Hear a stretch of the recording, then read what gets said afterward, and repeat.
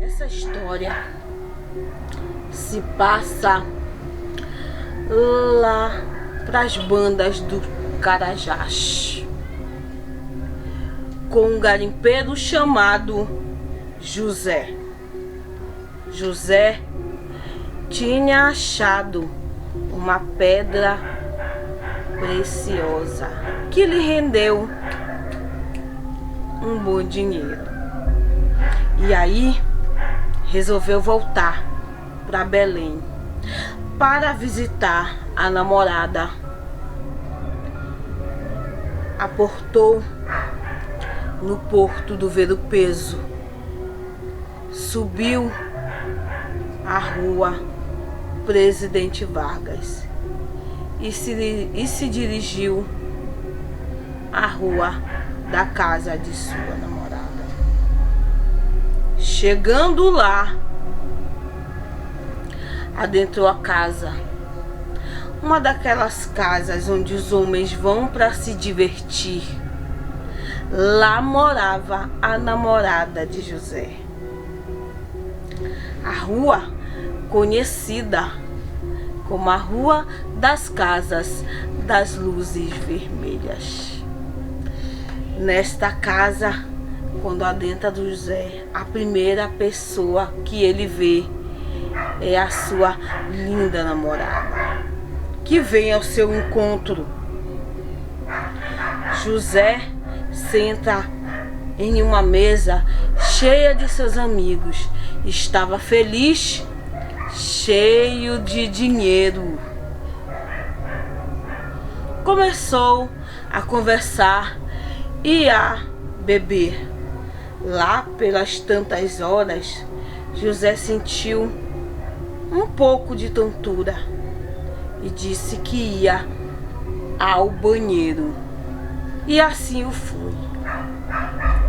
Quando lá chegou, sentiu-se mal, sentou e ficou um pouco. Quando se sentiu melhor, se levantou e abriu a porta. Tanto foi sua surpresa quando ele abriu a porta. Saiu do banheiro e não estava mais na casa de sua namorada. Ele estava em outro lugar, totalmente diferente do que havia entrado. À mesa, muitas pessoas sentadas, gargalhando, bebendo, jogando, quando aparece em sua frente uma figura medonha e diz assim: "Você está bem, meu amor?" José toma um susto. Quem era aquela criatura que dizia, que perguntava que ele estava bem? Quando ele se atentou, que ele foi olhar ao redor, todas as pessoas estavam desfiguradas. Ele não estava junto a pessoas, parecia bichos, demônios, criaturas de outras dimensões. José ficou apavorado, olhou para um lado, olhou para o outro, lembrou onde era a saída e saiu em disparada. Uma disparada correndo e a mulher atrás: "Meu amor, o que você tem?" E outros vieram junto. José, como eles conheciam o nome dele, ele pensava: "José, o que você está fazendo, meu amigo?" E ele corria, tentava se desvencilhar, e aquelas criaturas correndo atrás dele e tentando pegá-lo. E ele, desesperado, entrou num beco escuro. Má sorte para José. O beco não tinha saída. Lá no final do beco, José correu. Quando chegou no final do beco, que olhou para um lado e para o outro, desmaiou. Tal qual as criaturas chegaram e ficaram em cima dele. Desmaiou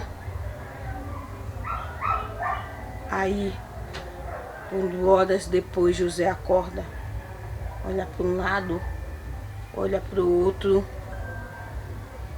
Onde estou? Não estava mais naquele espaço.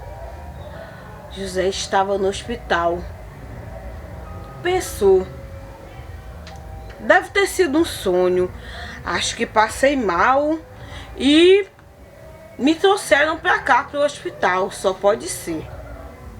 Olhou para um lado, olhou para o outro. Olhou uma porta branca lá ao fundo. Nos seus pés ele estava deitado. E não enxergou ninguém.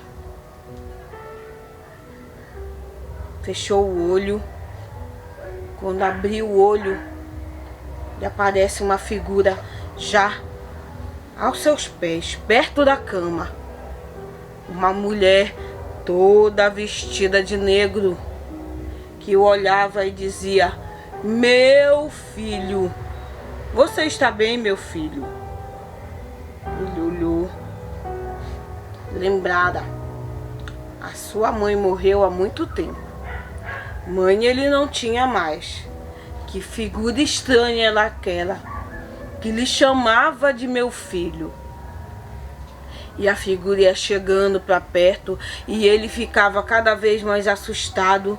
Não contou 2 vezes, desceu da cama desesperado e saiu correndo porta fora do hospital.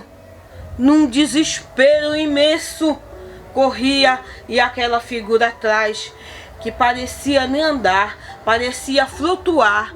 Meu filho, calma, deixe eu falar com você. Mas José não queria saber. Adentrou na primeira casa que viu uma luz aberta, uma porta imensa. Abriu, deu de cara. A casa que ele entrou não era uma casa. Era a biblioteca Arthur Viana. E que ele encontra uma figura lá no fim sentado a uma mesa lendo um livro. Arthur Viana, o bibliotecário daquela biblioteca. José, desesperado, chegou perto de Arthur e disse: me ajude, que tem uma figura estranha atrás de mim. Arthur, quieto que estava lendo um livro, disse: rapaz, nesse recinto estamos apenas você e eu. José olhou para um lado, olhou para o outro. Verdade. Naquele recinto só estavam Arthur Viana e José. Sentou. Será que eu tô ficando maluco? Pensou novamente. Que negócio é esse? Já é a segunda vez que isso acontece. Quando José ouve no teto fazer um craque, aquela figura que antes era do seu tamanho estava enorme e abria o teto da biblioteca e pegava José pelos cabelos e dizia: meu filho, não fuja de mim, meu filho, eu vim para lhe socorrer. José ficou desesperado. Aquela figura colocou em um braço de José e em outro de José 2 correntes. Pegou pelo meio e o arrastava. O arrastou da Gentil Bittencourt até o Ver-o-Peso. Chegou no Ver-o-Peso. José olhou. Uma barca imensa o esperava. Lá na proa da barca tinha uma figura enorme de pé, com um cajado na mão. E a mulher subiu no barco com ele. A barca saiu pela Baía do Guajará. Já era meia-noite. Saiu pela Bahia, chegando lá no meio da Baía do Guajará, a barca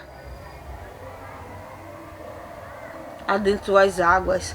Ele pensou: agora eu morro. Não morri, mas agora eu morro, porque eu vou morrer afogado, pensou José.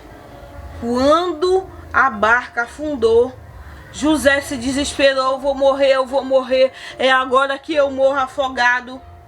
Quando ele percebeu que não morreu, que é como se ele estivesse respirando, mas embaixo d'água. E a barca fez todo o seu percurso. Quando a barca aportou, a mulher pegou José pelas correntes e jogou a barca fora. José ficou desesperado. Não sabia onde estava aquele lugar estranho, era aquele. Levantou-se todo enlameado. Percebeu que tinham criaturas que puxavam pelas suas pernas e queriam lhe jogar no chão novamente. E diziam: me ajuda, me ajuda, me ajuda. José, desesperado, saiu correndo. A figura desceu do barco e correu atrás de José. José, desesperado, ela dizia: meu filho, não fuja de mim, não fuja de mim. Estou lhe esperando. Seus irmãos estão lhe esperando, meu filho. Você está sendo esperado para um banquete. Seus irmãos querem lhe receber com toda a pompa. Você está sendo esperado para o banquete dos 7 demônios do inferno. 7 demônios? Mas eu não sou o demônio, pensou ele. A mulher conseguiu alcançar José pelas correntes. O veio arrastando até que ele desistiu de lutar. Pegou, adentrou com ele em uma sala onde tinham 7 demônios sentados em uma mesa muito farta, cheia de comidas. Lá na ponta, ele viu uma garotinha sentada em uma cadeira. E quando os demônios avistaram José, disseram: o nosso irmão chegou. Vamos dar um viva para o nosso irmão. José ficou assustado. Era uma figura mais medonha do que a outra. Criaturas de chifre, criaturas com rabos imensos, criaturas de todas as formas, cada um mais medonho do que o outro. Naquela hora ele entendeu que aquele banquete era para ele, e ele fazia parte daquela família. Sentou do lado daquela figura. Quando ela sentou à mesa, começou: estou feliz hoje de estar aqui reunida com a minha família. E o último de nós acaba de se juntar a nós, o meu filho José. Você quer saber quem eu sou, meu filho? E você quer saber quem você é? Eu sou Astrid, a rainha do inferno. E você é o meu sucessor, meu filho. O meu filho tão esperado. José ficou assustado. E todos os outros se levantaram e saudaram Astrid, a rainha do inferno. E saudaram a José, o seu sucessor, que na mesma hora se levantou da mesa desesperado e disse: não sou eu, você está enganada. Não sou eu quem você procura. Você é sim, você é meu filho. Você quer ver como você é meu filho? Pegou José pelas correntes e arrastou para um canto distante da casa. Quando chegou em um canto, José avistou uma mulher à distância, com uma barriga enorme, sozinha, jogada em um canto de uma rua. Percebeu que aquela mulher era sua mãe e que naquela hora a mulher, a sua mãe, a rainha do inferno, se achegou perto daquela mulher e ofereceu-lhe ajuda para ajudar aquela mulher que ia agora, naquele momento, dar luz a uma criança. E naquele momento que aquela mulher estava dando à luz àquela criança, quando ela recebeu a ajuda daquela figura, porque aquela mulher estava desesperada por estar sozinha naquela rua, aquela hora da noite, sem ninguém para lhe ajudar a dar à luz. Ao fim, pegou a criança em suas mãos e ofereceu à mulher: cuide dele, que eu não posso cuidar. José quis ver mais de perto quem era aquela figura. Quando ele chegou e viu aquela criança, lembrou de sua mãe e disse: sou eu. Verdadeiramente, José tinha sido dado ao nascer para aquela figura. Aquela figura era a sua mãe, que tinha zelado por ele a vida inteira. Não ao seu lado, mas sempre às sombras, cuidando dele. Mas assim mesmo, José não quis aceitar, saiu correndo desesperado pelaquele lugar, que de um lado tinham almas que gritavam, tinham pessoas jogadas dentro de poços com lama fervendo. José, desesperado, saiu correndo por aquele lugar. Quando se ajoelhou lá no meio, disse: meu Deus, misericórdia, eu lhe peço misericórdia, me tire daqui. A figura que vinha quase atrás de José, que já ia pegá-lo, quando disse: ah! Uma luz apareceu na frente de José, e com ela vinha um arcanjo imenso, com umas asas imensas que desceram na frente de José. Olharam, a figura olhou para ele e deu as mãos. Você se arrependeu na hora certa, disse a figura. Pegou José nos braços e já ia saindo, quando a figura disse: meu filho, não me deixe, meu filho. O anjo, naquele mesmo momento, só deu uma rajada de luz.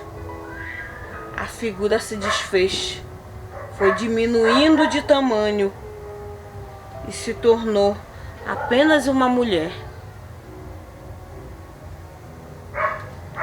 Aquela figura parecia-se muito, mas muito mesmo, com a foto de um homem que, quando lá atrás, quando ele acordou no hospital, tinha visto na parede.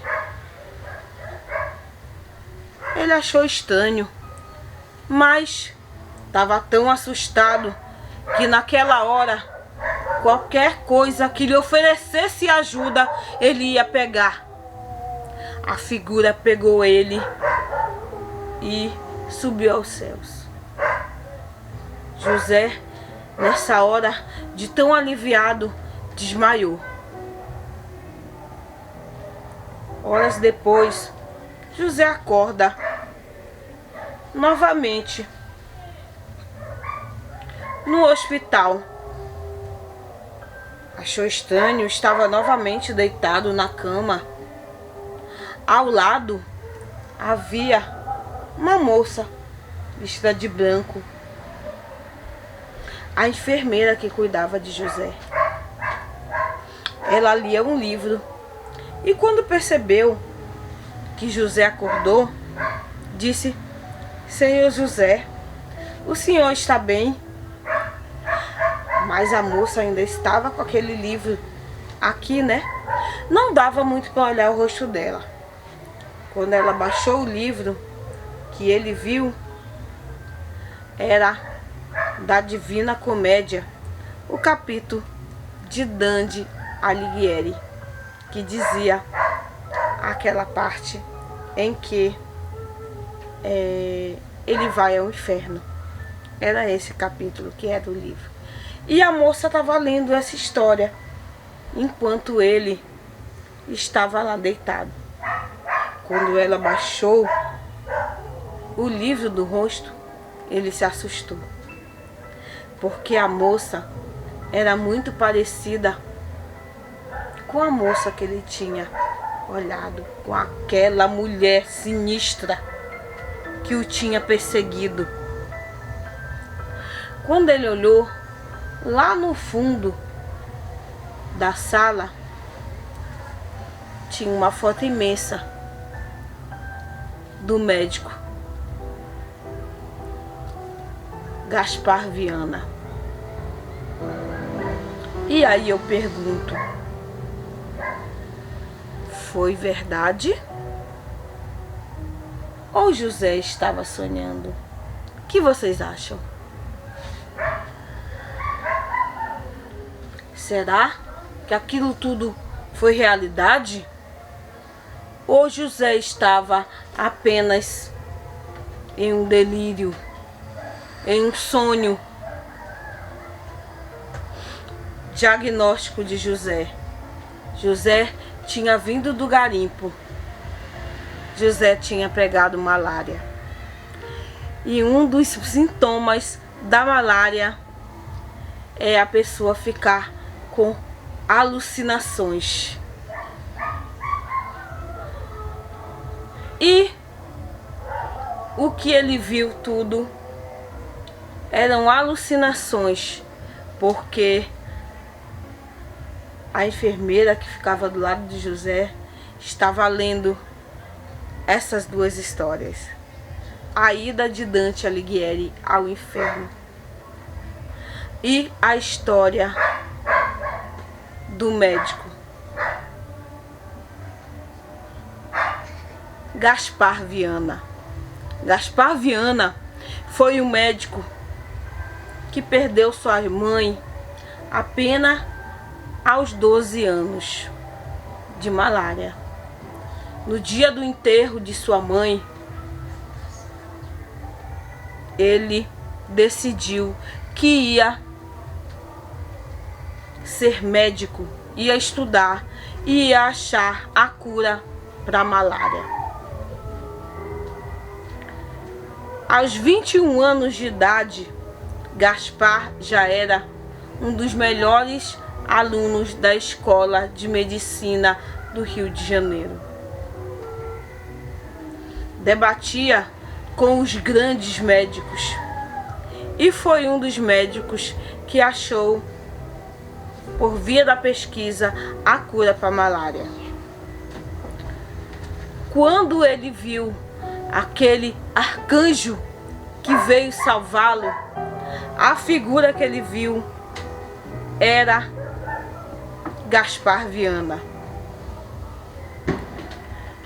E então, tudo isso que José viveu, toda esta loucura que a gente viu aqui nessa história, nada mais era do que um dos sintomas da malária. Se é mentira, ou se é verdade. Quem vai dizer é a sua imaginação.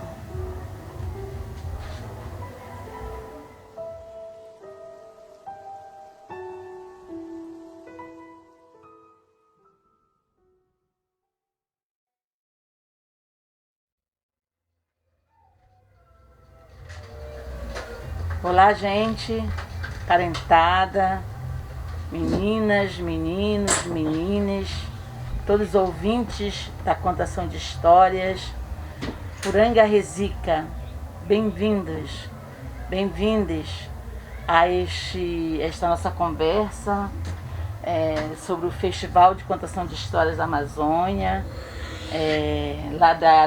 ladeada que estou por Minéia Braga e Eliette Santos, contadoras de histórias, mediadoras de leituras, ambas trabalhadoras de biblioteca comunitária.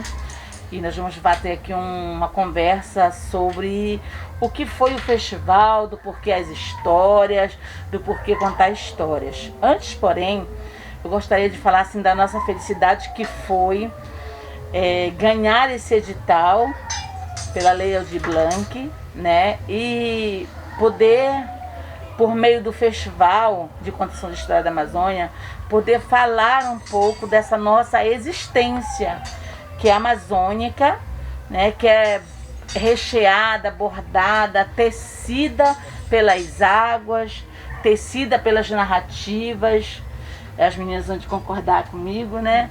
Tecida pelas narrativas, pelas águas, onde são as águas que definem a vida das pessoas, o norte da vida das pessoas, né? Onde as histórias são elementos presentes e constantes na vida das pessoas ribeirinhas. E quando a gente ganhou esse festival, pensei aqui comigo, este é o momento então da gente fortalecer essa nossa identidade amazônica, que é formada pelos povos originários, que são os povos indígenas, e pelos povos africanos, que foram trazidos, arrancados de sua terra e chegaram até aqui, né? Então eu queria conversar aqui com Minéia e com Eliette. Quem primeiro se quiser se manifestar está aberto. Por que contar histórias? Boa noite, Resica, a todos, né? Eu, Eliette Farias, agradeço muito a oportunidade, né, desse momento de estarmos aqui para poder falar um pouco do festival, né? Foi com muita gratidão a gente recebeu, né, o festival, fomos agraciados e a gente foi trabalhando e vendo o quanto é importante mesmo esse falar sobre a nossa terra, sobre a nossa ancestralidade, sobre os ensinamentos que os nossos antepassados passavam para a gente, né? Assim, oralmente, pela oralidade. E tanto que nós, eu sou marajoara, a gente contou uma história sobre o Marajó, né? E nessas histórias que meu pai contava, ele ensinava muitas coisas pra gente, né? Falando sobre as diferenças, falando sobre a fé, falando sobre o cuidado, o respeito, e ele utilizava essas histórias para poder nos ensinar, nos dar esses ensinamentos. Então a gente vem trazendo isso conosco, né? Esses ensinamentos e passando para os outros e fazendo com que eles aprendam de uma forma bem tranquila, bem suave, o quanto é importante o respeito, não somente com o outro, mas pela nossa terra e pelos nossos ancestrais, pelos ensinamentos, pelas curas que eles trazem para a gente através das histórias. Minéia? Bem, eu comecei a contar história primeiramente porque eu não sou paraense, eu sou maranhense, mas vivi a minha infância inteira ouvindo histórias da minha avó. Eu até a intenção de escrever um livro um dia com as histórias da vovó Ana, né? Que era minha avó. E chegando aqui em Belém, eu sempre gostei dessa questão da dança, da história. Eu gosto muito de história e eu trago isso para a minha história. E o que eu vi no estado, no Pará, aqui tem uma riqueza cultural imensa. E eu comecei a mediar leitura, sou mediador de leitura até hoje. E a história, ela contou, ela entrou na minha vida um pouco depois, né? A partir da minha vivência lá no Espaço Cultural, nessa biblioteca, com esta moça que aqui se encontra, que disse, olha, a gente conta a história também. E aí eu comecei a conhecer outras contadoras, né? E eu disse, isso é bacana. E desenvolvi uma técnica que eu digo até hoje, que eu medio contando história. Que eu gosto muito de começar a ler um livro e no meio do livro eu deixo ele de lado e começo a contar história. E aí eu gosto muito de buscar as minhas histórias nessa realidade amazônica, buscar mesmo criar as histórias até, trazendo fatos históricos. Uso como fundo das minhas histórias Belém, o bairro do Guamá, a Pedreira, trazendo um cunho histórico. Tem uma das histórias que eu conto no próprio festival, vem contar um pouquinho de como é que o bairro do Guamá começou, contar um pouquinho lá daquela história, o cunho histórico lá do leprosário, que o bairro começou com essa questão da ida das pessoas que estavam com, até então chamavam lepra, mas a hanseníase, né? Pro bairro do Guamá, estavam sendo expulsas, né?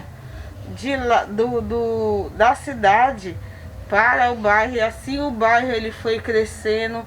Então eu acho assim, é uma riqueza que tem aqui de cultura tão grande nesse estado.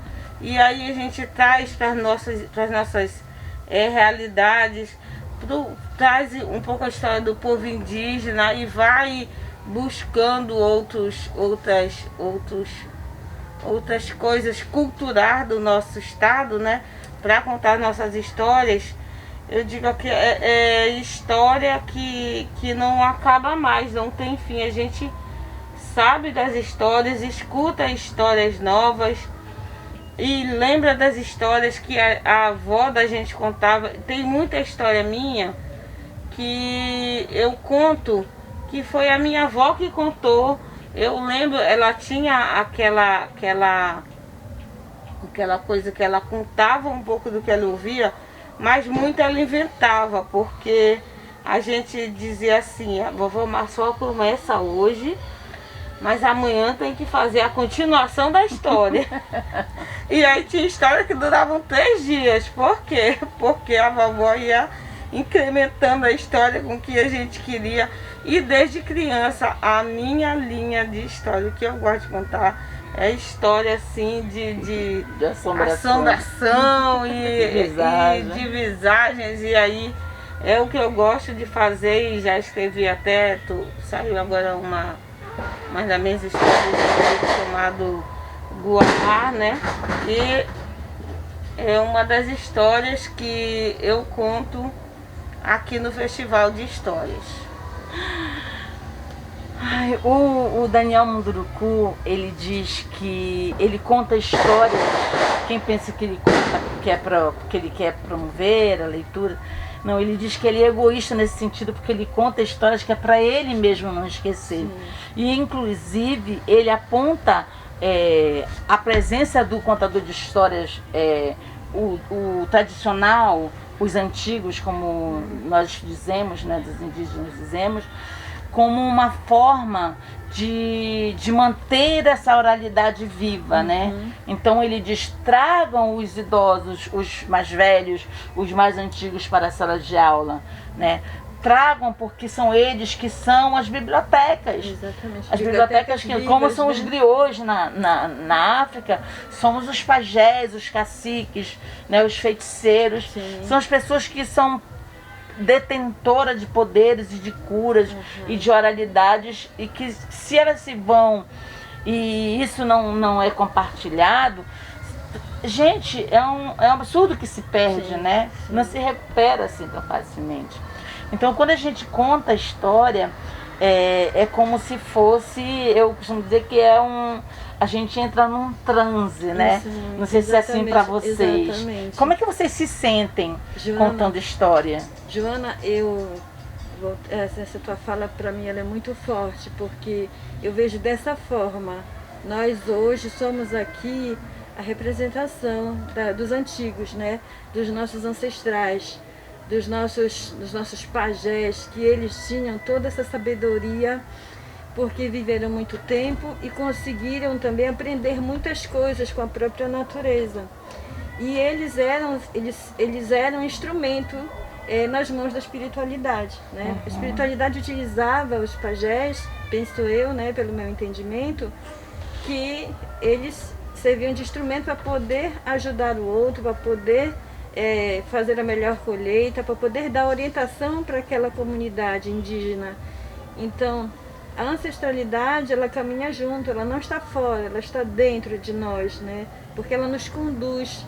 É esse ensinamento que os pajés trazem. Muitas das vezes eles são atacados, né? Infelizmente são atacados, mas se as pessoas conseguissem entender o quanto que é importante, o quanto que é significativo, a gente respeitar a cultura, porque existe toda uma ligação, não é somente o saber do dia a dia, mas é um saber espiritual que habita dentro da gente. Então, a história que eu contei também no festival, que falava sobre os encantados, sobre a defesa da Amazônia, né, onde os caçadores estavam acabando com as árvores, a importância da árvore, né, e o quanto que a sabedoria indígena vem nos ensinando, o quanto é necessário cuidar, o quanto é necessário a gente proteger, porque se a gente não cuidar, ela toda vai ser destruída e, consequentemente, nós também seremos, né? Porque nós somos da natureza, nós somos né? da natureza, nós estamos ali totalmente ligados. Então, e todo esse conhecimento, ele vem através da espiritualidade, né?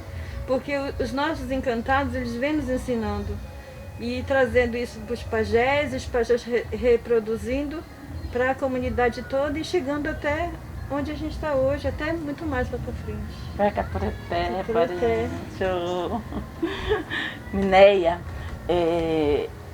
quando eu escutei a Mineia contar a história a primeira vez, assim, que a gente já vinha fazendo os exercícios lá na biblioteca, lá no Guamá, onde passei 6 lindos anos de muita aprendizagem lá, né? E a primeira vez que eu escutei a Mineia contar valendo, assim, que eu acho que nem ela mesma acreditava que ela contava tão bem. Ela ia viajar para São Paulo, acho, não era para Rio de Janeiro, para São Paulo. E aí era a semana do contador de histórias, né? E aí eu vi ela sentada, né? Tu vai contar, né, mano? Antes de tu viajar, conta aí antes de tu sair para pegar a estrada. E as crianças já estavam lá, porque assim, a gente reúne todo mundo, senta, põe o tecido, senta e conta a história. E a menina sentou no banquinho. Eu acho que a cena mais forte que eu vi e que ficou incompleta exatamente naquele dia é quando a Mineia está nessa posição sentada no banquinho e as crianças estão com os olhos vidrados, que é como o Celso Sisto diz, né? O contador de histórias, ele tem que conquistar seu ouvinte a cada segundo, né? Porque qualquer segundo ele pode escapar e já não vai estar tão atento na história. Então essa cena que ficou que eu tenho na minha cabeça é essa cena da Mineia contando, né? Então, Mineia, a assombração, como tu entendes as histórias de assombração, o medo que as crianças sentem, mesmo com receio, elas permanecem no ambiente escutando histórias. O que é a história de assombração para ti e nesse universo da criança? Para mim, a história de assombração no universo da criança, eu lembro muito de como eu me sentia. Então, eu acho que elas sentem muito aquele medo que elas sentem, mas também a curiosidade que a criança tem de eu tô com medo, mas eu quero saber como é que termina, como é que vai continuar essa história. Porque eu tenho um filho, o Ângelus tem 7 anos. Aí ele adora história de terror, assistir e escutar. E ele diz assim: eu gosto de escutar história, mas eu tenho medo. Eu disse: mas se tu tem medo, por que tu escuta? Porque é interessante, mamãe. Ele fala: eu quero saber como é que termina a história, mesmo tendo medo. Então a criança, mesmo ela tendo aquele medo, ela quer ficar ali atenta até o fim. E sobre a energia que tu falou, quando eu começo a sentir, assim, a contar uma história, sobe uma energia tão grande, tão assim, que eu digo que é a nossa ancestralidade, né? Os griots lá, todo aquele povo que eu digo que eu sou da Umbanda, né? Então pra mim eu nunca tô só, eu sempre tenho alguns guias aqui e eu digo que eles estão me dando aquela energia para aquela história, que é como se eu me transformasse naquilo. Você é um elemento de comunicação, né? Naquele momento eu não sou mais a Miné, eu sou aquela contadora, eu sou aquela energia, aquilo flui, que eu percebi que eu já consigo pegar aquela atenção das crianças mesmo. E eu gosto às vezes até de dar uma quebrada assim no meio, dar um susto de vez em quando, que eles dão cada pulo, às vezes, coitadinhos. Mas que eu acho que faz parte do imaginário de quem conta as histórias de medo, de assombração. Então, pra mim, a criança, ela fica até o fim, porque eles são curiosos mesmo. Então, quando a gente ganhou o festival, que aí a gente tem uma equipe que acabou se conformando nesse processo, né, de organização desse festival, que é o Murilo, na pessoa que organiza, que articula, que pensa figurino, que pensa espaço, cenário, ambientação, é o Menino Multi, né? Que o Jeff Terneri, que é a pessoa que promove a acessibilidade, né, com a interpretação e tradução de Libras. E eu, essa pessoa que vos fala, né, que além de tudo conta também, que, enfim. Então a gente pensou, para compor esse festival, pessoas que contam, mas não tem grande visibilidade na mídia. Então, legal, vamos chamar essas meninas, esses meninos que fazem isso. Então a gente chamou aqui a Minéia Braga, chamou a Eliette Santos, me ajudem, meninas, a Ariane Caldas, Aline Lira, o Ariel Benício, que é o mascote da rede de contadores de histórias do Pará, que ele é o contador mais novo da rede, né? As irmãs Valadares, na pessoa da Samile Valadares, né? Quem mais, gente? A Joseline, Jesuline, a Jesulinho e a Ariane Caldas. Já falei, Ariane? Sim. Então, essas pessoas que contam e contam bem, e as pessoas precisam saber que são grandes contadoras de histórias, né? E acho que a ideia é essa, e são contadoras de histórias, que aí a sacada do festival, que é de contar histórias amazônicas, contam nesse viés, né, com esse fortalecimento da nossa identidade amazônica. E eu queria agradecer muito, em nome de toda a equipe, né, a disponibilidade da Minéia e da Eliette de estarem conosco, batendo esse papo, nessa conversa sobre esse festival. E eu queria saber de vocês agora o que foi participar do festival, e façam as considerações de vocês também. Eu agradeço muito o convite, né? Foi muito bom participar desse festival, eu achei a equipe toda muito organizada, eu gostei bastante da calma. Nosso produtor, ele passa uma calma para todo mundo. Ele é muito zen. A própria Joana, já conheço você há muito tempo. E acho assim, é um festival que está dando oportunidade aí para as pessoas que não estão sempre aí na mídia, aqui, não vou dizer grande, mas aqui no estado, né, Maninha, para estar, né? É verdade. A gente é ligado a muitas outras coisas também, mas gosto muito de contar história. E aí foi uma oportunidade muito bacana, eu agradeço mesmo vocês. E assim, eu não tenho muito tempo, mas eu amo contar história. No meio lá do meu dia a dia, do meu trabalho, que eu sou mediador de leitura, agora eu estou me dedicando um pouco mais a contar história, porque eu montei uma turma com as crianças lá na biblioteca, né, só de contação de história. Então estou me assenhorando cada vez mais, estou criando histórias, estou escrevendo agora. Olha! Né? Estou com um livro aí. Libertou já, não só a contadora, mas a pesquisadora, né? A escritora. Eu gosto muito que as minhas histórias tenham sempre ambientadas em uma época da história mesmo, com fatos reais. Quando eu termino sempre de contar, eu tenho um colega que é o Josué, que ele é bibliotecário lá da biblioteca que eu trabalho, voluntário, né?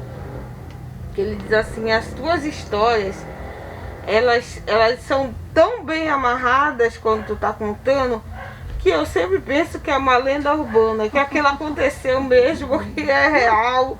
Eu digo, mas a intenção é essa. Eu gosto de criar todo um cenário na cabeça de quem está ouvindo aquela história, que eu conto detalhes que eu quero que a pessoa entre naquela história, como se ela estivesse vivenciando a história. É isso. Catu, Minéia, a primeira vez... Em relação a gente é contador de história, mas é ali na comunidade, algo mais simples, né? Não aparece muito assim na mídia, então a gente ainda tinha um certo receio, uma certa assim, timidez. E o festival, ele fez aflorar cada vez mais essa coisa bacana, essa sensação, esse sentimento, né, do contador de histórias, de poder te libertar. Então, eu sempre falo para Joana que ele foi libertador, ele quebrou correntes dentro de mim, que me fez poder falar, como hoje eu estou falando agora, que eu era muito tímida, né? E essa possibilidade de você ser um contador faz com que você consiga vencer a si próprio, a se libertar da sua timidez, das suas correntes que você carrega dentro de você. Esse foi um dos aspectos muito importantes que eu trouxe para mim nesse festival, quanto eu cresci como pessoa e como profissional. E também hoje eu vejo a contação de história como uma missão, né? A gente tem, pelo menos eu que venho buscando muito a minha ancestralidade, esse retorno, né, com as minhas raízes, realmente a busca do meu povo, da minha cultura, dos meus rituais, que foi apagado tão tristemente, ainda continua sendo, a gente vive numa luta intensa, né? E a gente precisa colocar isso de volta e poder ser esses encantados que, como a gente contou na história, eles têm essa missão de vir nos tocar, mostrar que nós temos uma força imensa e que essa força está na nossa ancestralidade, né? Nos nossos povos, seja africanos, seja indígenas, mas que a gente tenha essa força de retomar e chegar e através da oralidade. Eu sinto que é esse o caminhar. Junto com a oralidade, a gente vai conseguir tocar mais pessoas, sensibilizá-las, fazendo com que elas consigam despertar e ver quem realmente elas são. Ai, tá chegando ao final. Tá chegando ao final, então contar histórias para acender a fogueira da oralidade, contar histórias para atravessar as pessoas, contar histórias para poder a gente despertar cada vez mais para a importância não só da vida como ser humano, mas de toda a natureza, o quanto ela é importante para a nossa vida, né, para o nosso viver, porque sem ela nós não conseguiremos.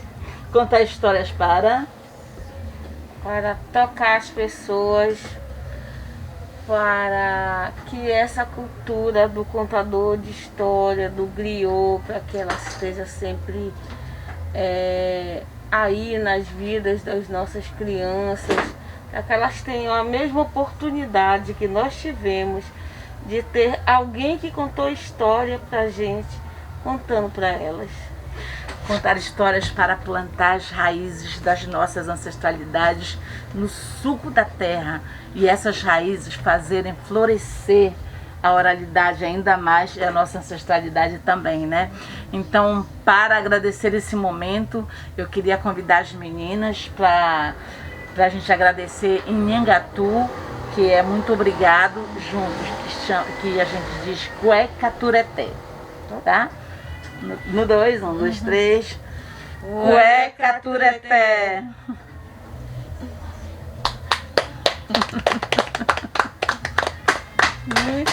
Muito feliz. Obrigada, muito feliz mesmo. Muito obrigada. Muita gratidão Muito bom imensa demais. por tudo, viu? E essa máscara de jacaré.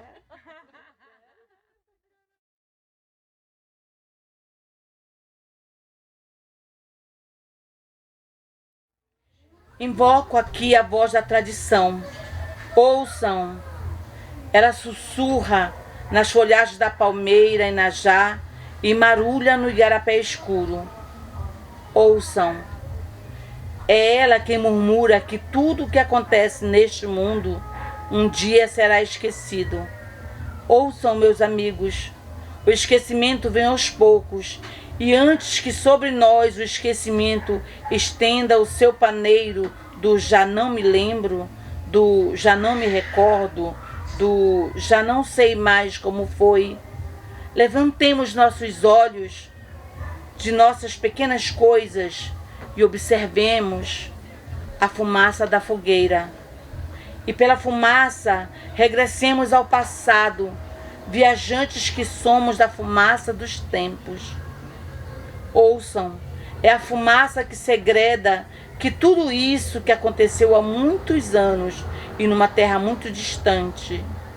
Rápido, antes que seja tarde, pois já não mais sabemos como as gentes que viviam ali antes chamavam aquele rio de águas negras que nunca se misturam com as águas barrentas do rio Máximo, nem como se chamavam aquela terra de florestas sombrias e árvores que cresciam até as estrelas.